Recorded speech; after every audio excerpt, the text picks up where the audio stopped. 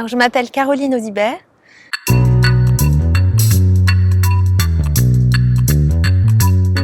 Et je vous présente mon premier roman, Né de la nuit. C'est un roman dans lequel j'ai voulu donner la parole à un loup que j'ai rencontré au cours de mon adolescence. Et j'ai voulu donc explorer le point de vue animal, le point de vue du loup lui-même. Et j'ai imaginé ce livre pour offrir une expérience sensorielle inédite au lecteur. J'ai envie que le lecteur enfile ce livre comme une peau et redécouvre le monde à travers les sens d'un loup. Et les sens d'un loup offrent un rapport très intense au monde. Et voilà, et c'est une langue loup, une langue fauve qui a surgi dans mon écriture. Voilà.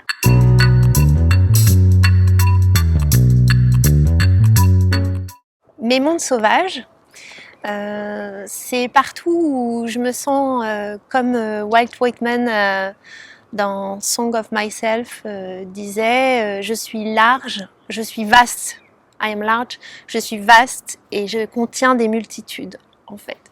Et ça va être tous les endroits où l'on peut se déployer, où l'on peut se découvrir une multitude, où l'on peut se relier à la multitude du vivant, des éléments. Donc évidemment, j'ai des paysages de cœur, des paysages sauvages de cœur, à commencer par le refuge de haute montagne où j'ai passé 30 étés de ma vie, où c'est un monde merveilleux de lacs, de cascades, et c'est un monde qui est proche du ciel. La montagne est sans arbre, elle est nue, et donc les éléments ont beaucoup de puissance.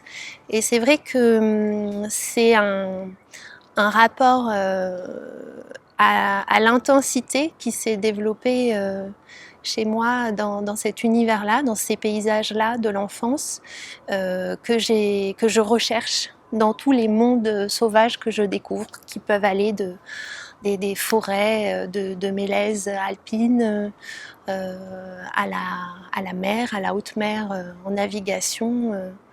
Voilà, c'est partout où l'on se sent plus intense et où l'imagination se déploie.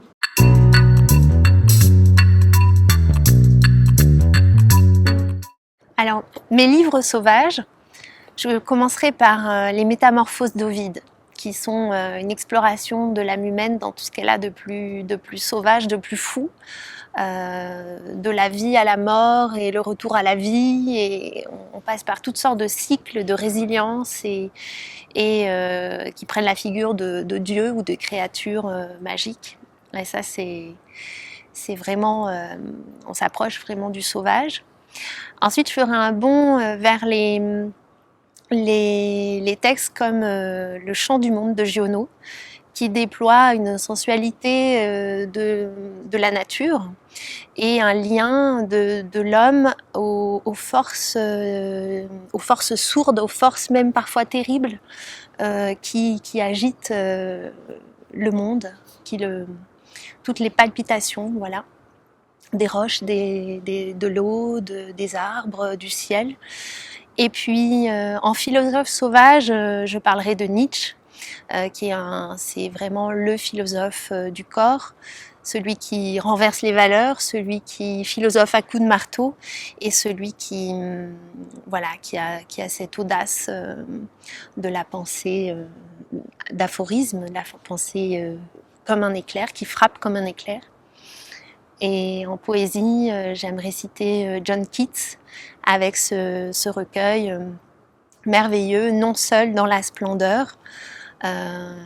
Et voilà, si le sauvage est lié à la splendeur du monde, à quelque chose d'intact, ce vers, Non seul dans la splendeur, c'est une manière de dire qu'on est relié à la fois à la splendeur et à soi-même, même dans la solitude.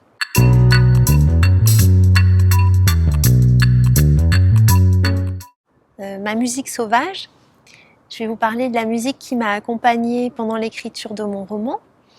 Et c'est une musique qui émane de la nature elle-même. qui émane surtout de l'environnement alpin. Donc ça va être voilà, le vent qui court sur la montagne, qui passe dans les branchages des arbres, avec le bruissement que ça fait. Ça va être la musique des torrents qui grondent ou qui susurrent. Ça va être voilà, le scintillement des herbes, les oiseaux évidemment, le cri d'un chevreuil et évidemment le chant des loups.